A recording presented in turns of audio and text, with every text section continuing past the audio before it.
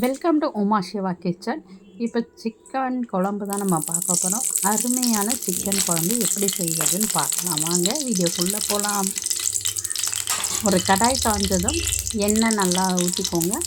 ஒரு 4 to 5 spoons எண்ணெய் ஊற்றிக்கோங்க.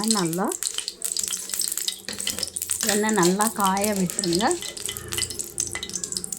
எண்ணெய் நல்லா காய்ஞ்சால் தான் நம்மளுக்கு அதர் இன்க்ரீடியன்ட்ஸ்லாம் ஆட் பண்ணுறப்ப கரெக்டாக இருக்கும். ஸோ எண்ணெய் நல்லா காயட்டும்.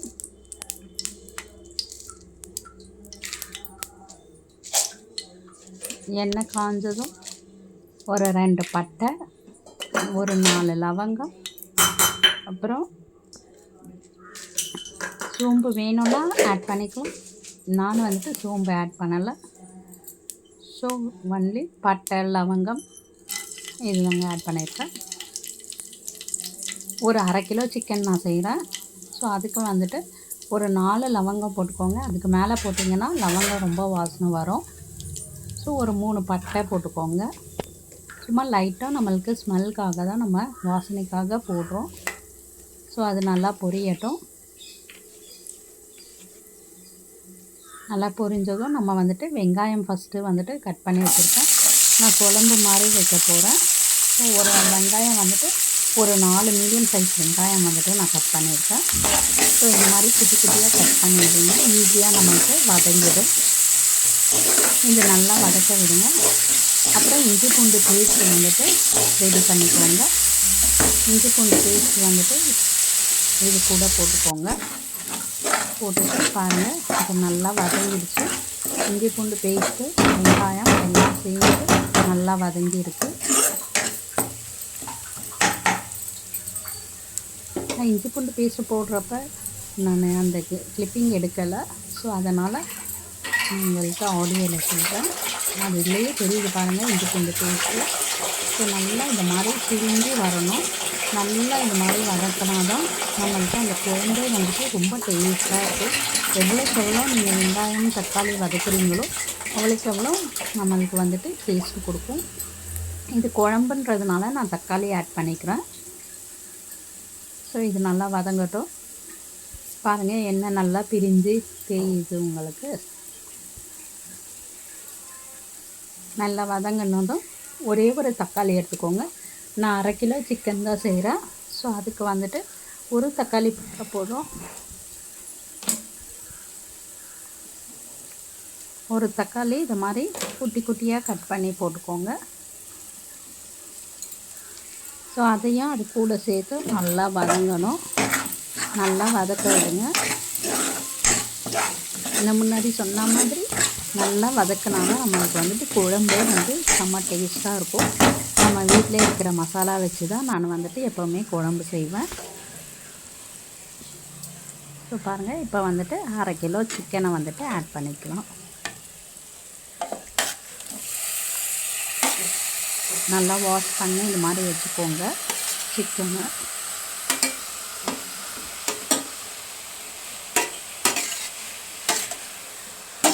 இது கூடவே நல்லா போட்டு வதக்கிடணும். சிக்கன் எப்போவுமே இந்த மாதிரி வதக்கிட்டு நீங்கள் அப்புறமா தண்ணி ஊற்றினீங்கன்னா கூட உங்களுக்கு சீக்கிரமாக பாயில் ஆகிடும். நார்மலாகவே சிக்கன் நல்லா சீக்கிரமாக பாயில் ஆகிடும். இன்னும் நீங்கள் இதை மாதிரி வதக்கிட்டு கொதிக்க விட்டிங்கன்னா சீக்கிரமாக பாயில் ஆகிடும். ஸோ பாருங்கள், இப்போ நல்லா நம்ம பெரட்டி விட்டாச்சு. அந்த மசாலா ஃபுல்லாக நம்மளுக்கு அந்த சிக்கனில் பைண்ட் ஆகணும். ஸோ அதனால் அது எல்லாத்தையும் பண்ணியாச்சு. இப்போ மிளகாத்தூள் போட்டுக்கலாம். நான் வீட்டில் இருக்கிற மிளகாத்தூள் தான் போட்டிருக்கேன். எல்லாம் மிளகாய் தனியா எல்லாம் கலந்தது தான் நான் போட்டிருக்கேன். ஒரு 2 ஸ்பூன் போட்டுக்கோங்க. 2 ஸ்பூன் போட்டுக்கோங்க. ஏன்னா நம்ம மிளகு தூளும் போடுவோம். ஸோ அதனால் நான் 2 ஸ்பூன் போட்டேன். மஞ்சத்தூள் கொஞ்சோண்டு போட்டுக்கோங்க. உனக்கு தெரியணும், உனக்கே எவ்வளவு வேலை தான் நான் செய்வேன். அப்புறம் முடியாது. நல்லா நீ என்ன வேணாலும் பேசுவேன், நான் கம்முனே இருக்கணுமா? என்னால முடியாததை நான் வச்சிருக்கிறேன். அது உனக்கு தெரியாதா? உனக்கு ஈர துணி எங்க இருக்குது? ஒரு டைம் இந்த மாதிரி செஞ்சு பாருங்கள், செம்ம டேஸ்ட்டாக இருக்கும். ஸோ இப்போ வந்துட்டு எல்லாத்தையும் கலந்து கொடுத்துக்கோங்க. வந்துட்டானாலே நம்மளுக்கு சிக்கன்லாம் நீங்கள் பரட்டி விட்டுக்கோங்க. நல்லா பரட்டி விட்டுட்டு தேவையான அளவு வந்தாலே நம்ம கிட்ட கத்துறதுக்கு மட்டும்தான் பேசுவோம். எல்லாம் வந்துட்டு கத்துறதுக்கு மட்டும்தான் பேசுவேன். அதெல்லாம் வந்துட்டு எல்லா சைடும் பரட்டி விட்டாச்சு. பாரு, என்ன தேவையில்லாத காலையில அசிங்கமா பேசாத, எனக்கு கோவம் வரும் அசிங்கமா பேசியிருந்தீங்கன்னா.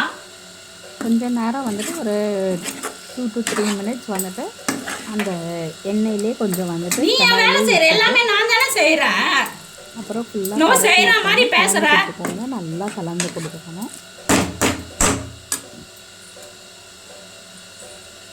கலந்து கொடுத்துட்டு தேவையான அளவு தண்ணியோட போர்ஷன் எப்படின்னாக்கா